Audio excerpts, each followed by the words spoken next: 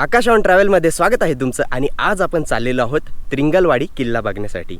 तर हा किल्ला आहे नाशिक जिल्ह्यातील इगतपुरी तालुक्यामध्ये आणि खूप जबरदस्त किल्ला आहे. खूप पुरातन, जवळपास 10व्या ते 11व्या शतकातलं इथलं बांधकाम आहे असं मानलं जातं.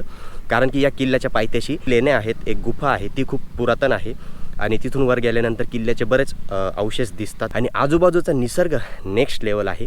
कारण की इगतपुरी तर माहितीच आहे तुम्हाला, हिल स्टेशनच मानलं जातं. तर बघू शकता माझ्यासोबत आहे शुभम आणि बाईकनेच चाललेलो आहे कारण माझ्या घरापासून जवळ आहे. तर या ब्लॉगमध्ये मी तुम्हाला या त्रिंगलवाडी किल्ल्याबद्दल माहिती देणार आहे. त्याचबरोबर तिथपर्यंत तुम्ही कसं पोहोचू शकता हे सुद्धा सांगणार आहे आणि वरती बघण्यासाठी काय काय अवशेष आहे ते सुद्धा दाखवणार आहे.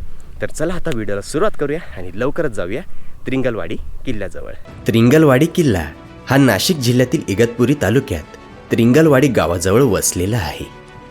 इगतपुरीपासून त्रिंगलवाडी गावाचे अंतर फक्त 10 किलोमीटर आहे. इगतपुरी हे महत्त्वाचे रेल्वे जंक्शन असल्याने तुम्ही सहजपणे रेल्वेने इगतपुरीला पोहोचू शकता.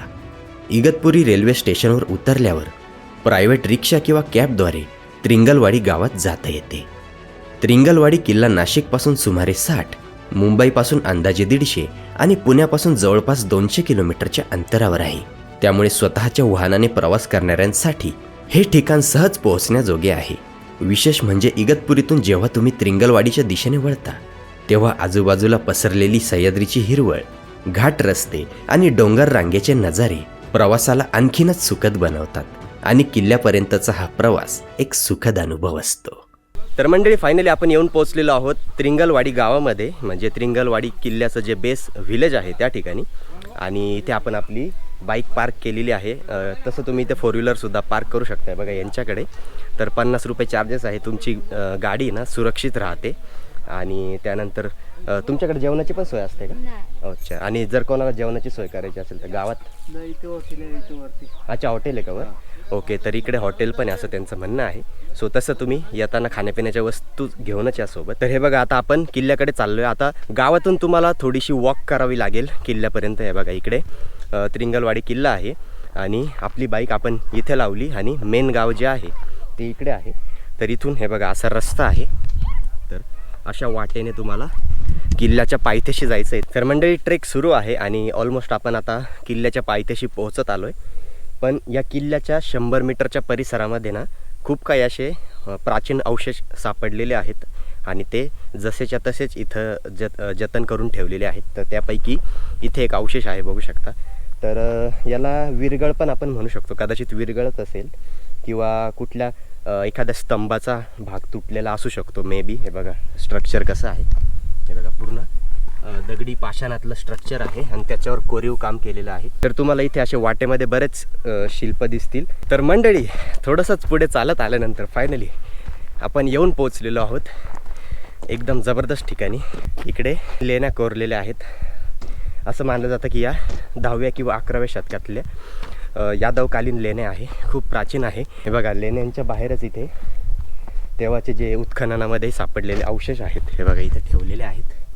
आणि इथपर्यंत तर तुम्ही आरामशीर येऊ शकता. जरी तुम्हाला ट्रेक करायचा नसेल तर तुम्ही फक्त पायी चालत या लेण्यापर्यंत येऊ शकता.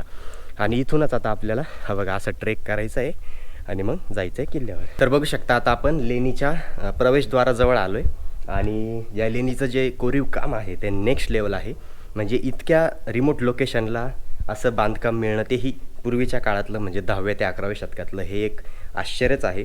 कारण की तुम्ही बघू शकता आता तरी हे थोडंसं पडगळीच आलेलं आहे. इथला स्तंभ ढासळलेला आहे, इथलासुद्धा ढासळलेला आहे आणि हे बघा इथले अवशेषसुद्धा काही ढासळलेले आहेत. पण जेव्हा हे परिपूर्ण असेल तेव्हा किती जबरदस्त असेल आणि इथे किती लोक ये जा करत असतील तेव्हाचे.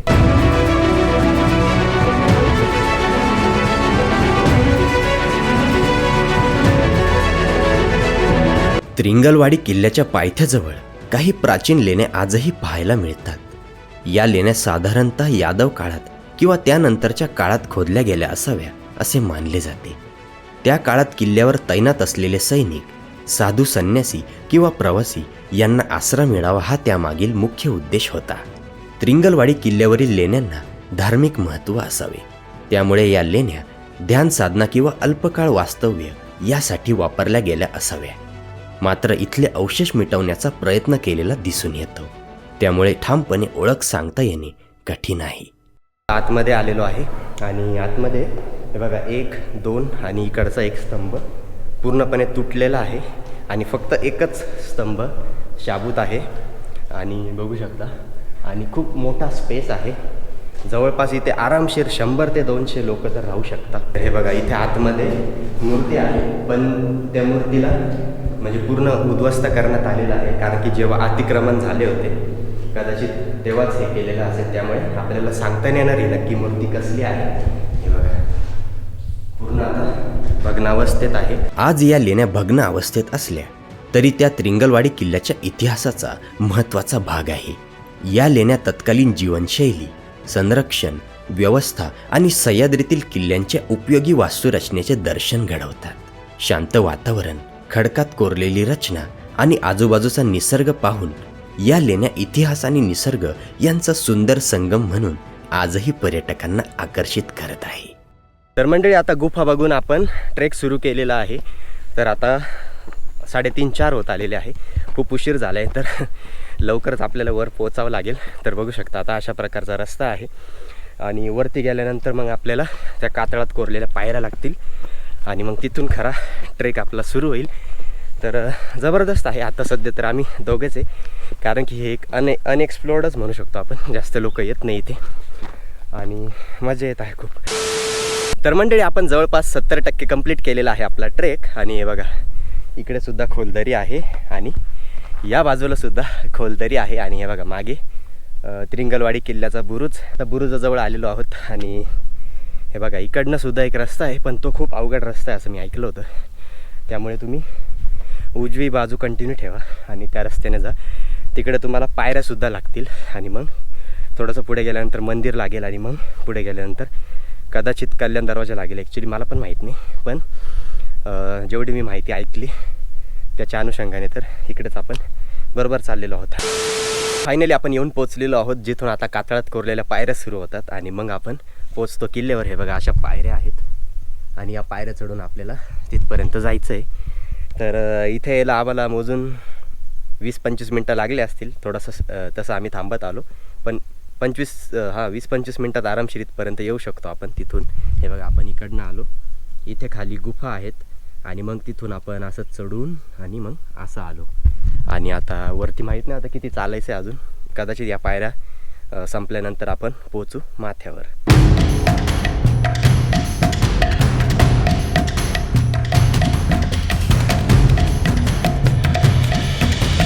कातळात कोरलेल्या पायऱ्या चढून आपण वर आल्यानंतर हे बघा इथे आपल्याला वाड्याचे अवशेष लागलेले आहेत. कदाचित हा किल्लेदाराचा वाडा असू शकतो तेव्हा. आणि आता पूर्ण अवशेष ढासळलेले आहेत. हे बघा फक्त आता ही पडकी भिंतच उरलेली आहे आणि खूप मोठा आहे, स्ट्रक्चर खूप मोठा आहे. जेव्हा हे परिपूर्ण अवस्थेत असेल तेव्हा खूप जबरदस्त स्ट्रक्चर असेल. आणि तिथूनच पुढे लगेच हे बघा असा रस्ता आहे. हे बघा थोडंसं वर चालत आल्यानंतर आणखी काही अवशेष दिसतात. हे बघा कदाचित हे धान्य कोटर असू शकतं किंवा खालचं धान्य कोटर असू शकतं आणि हे वाड्याचे अवशेष असू शकतात. पण दोन्ही वास्तू इतक्या ढासळल्या आहेत की त्यामुळे अंदाज लावणं मुश्किल आहे. बघा पूर्ण असं अवशेषच उरलेले आहेत आणि वरचं छत आणि आजूबाजूच्या भिंती पूर्ण ढासळलेल्या आहेत आणि आतमध्ये काही कोरीव कामसुद्धा आहे. तसं आपण जाऊन बघूया. हे बघा आतमध्ये इथे काही कोरीव काम आहे आणि पूर्ण हे दगडी स्ट्रक्चर आहे, म्हणजे पूर्ण कातळामध्येच बनवलेलं आहे. आणि हे बघा चारी साईडने भिंती आहेत. तर छान वाटतं असं प्राचीन अवशेष बघून.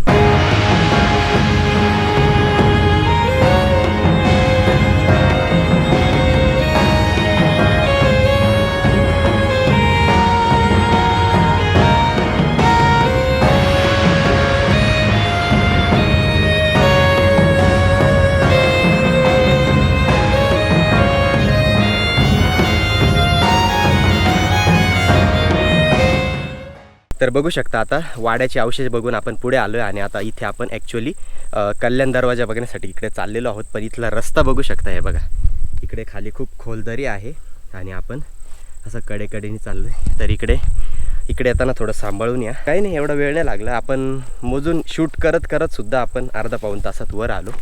त्यामुळे तुम्ही तर आरामशीर अर्धा तासात वर पोचाल आणि कदाचित पाऊण तासही लागू शकतो. आता तुमच्या चालण्याच्या कॅपॅसिटीवर डिपेंड आहे. फायनली म्हणजे आपण आलेलो आहोत कल्याण दरवाजापर्यंत. हे बघा इकडे प्रवेशद्वार आहे आणि खाली एक दरवाजासुद्धा आहे.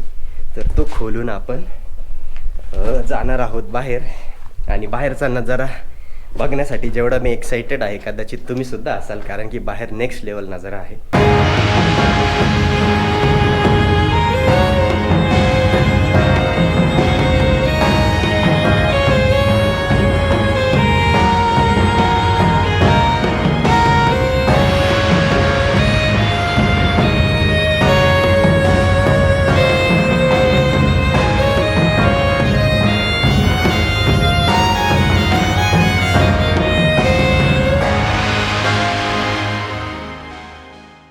हा जो कल्याण दरवाजा आहे इथला परिसर बघून आम्ही चक्रावून गेलेलो आहोत. कारण की बघू शकता हे भलं मोठं प्रवेशद्वार, त्यानंतर हनुमानाची खूप मोठी मूर्ती आहे आणि जवळपास 7 ते 8 फुटाची मूर्ती आहे.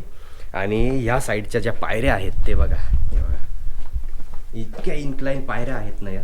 म्हणजे आम्ही तुम्हाला तो रस्ता दाखवला होता जिथून आपल्याला कातळात कोरलेल्या पायऱ्या लागल्या होत्या, त्याची ही दुसरी बाजू आहे. आणि हा रस्ता खूप अवघड आहे कारण की हरिहर किल्ल्याच्या पायऱ्या कशा असतात पूर्ण इन्क्लाइन, हे बघा तशा पायऱ्या आहेत. हे बघा पूर्ण खोल आहे. तसं मी तुम्हाला थोडंसं खाली जाऊन पुन्हा वरती येऊन एक शॉट दाखवतो कशा असतील या पायऱ्या, त्याचा तुम्हाला अंदाज येईल. तर मंडळी, पायऱ्यांचा थरार दाखवण्यासाठी आम्ही थोडंसं खाली आलेलो आहोत. हे बघा किती खोल आहे पायऱ्या, हे बघा खूप खोल आहे, तुम्हाला कॅमेऱ्यात अंदाज नाही येणार. आणि इथून आपण असं वर जाणार आहोत तिकडे.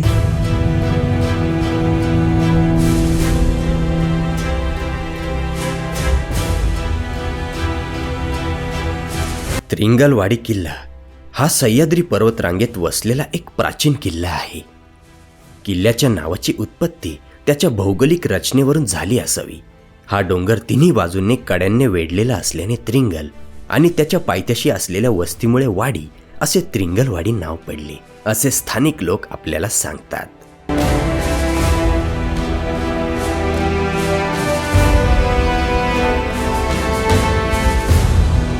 या किल्ल्याची बांधणी इसवी सन 11वे ते 12वे शतक या काळात यादव राजवटीत झाल्याचे इतिहासकार मानतात. त्या काळात नाशिक, घोटी, सुरत हा एक महत्त्वाचा व्यापारी मार्ग होता. या मार्गावरून मोठ्या प्रमाणावर व्यापार चालत असे.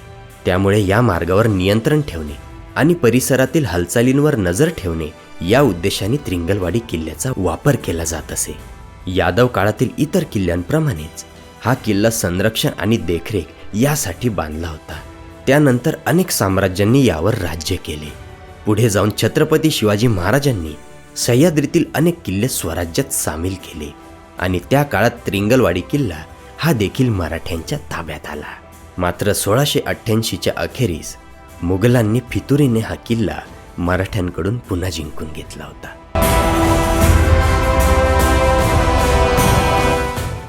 तर मंडळी, कल्याण दरवाजा बघितल्यानंतर आपण आलेलो आहोत आता इथे मंदिराजवळ. हे बघा शंकराचं मंदिर आहे आणि तसं तुम्ही आधी इकडनं येऊन हे मंदिर बघून मग तिकडे जाऊ शकता कल्याण दरवाजाकडे, किंवा तिकडनं तुम्ही इकडे येऊ शकता. आता तुमच्यावर आहे तुम्ही कसा ट्रेक करता, पण मंदिराचं सुद्धा दर्शन घ्या.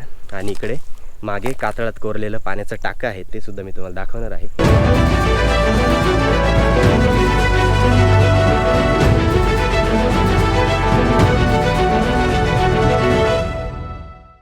हे बघा मंदिराच्या थोडंसं पुढे आल्यानंतर इकडे कातळात कोरलेलं पाण्याचं टाकं आहे, पण आता खूप चिखल आणि गाळ त्यामध्ये वाळून असा कडक झालेला आहे, त्यामुळे याच्यात आता पाणी साठा नाही आहे.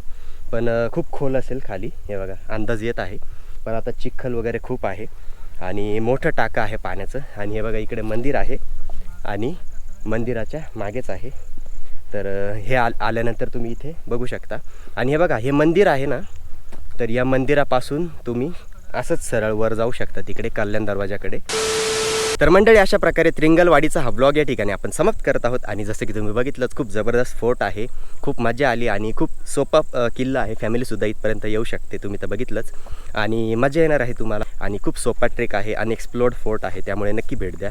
आणि आता आपली जाण्याची वेळ झालेली आहे, बघू शकता आम्ही टॉपलाच आहोत आणि इकडे सनसेट होत आहे. या व्हिडिओला एक लाईक नक्की करा. लाईकमुळेच आम्हाला मोटिवेशन मिळतं. आणि जर तुम्हाला अशी कंटेंट आवडत असतील तर चॅनलला सबस्क्राईब करा.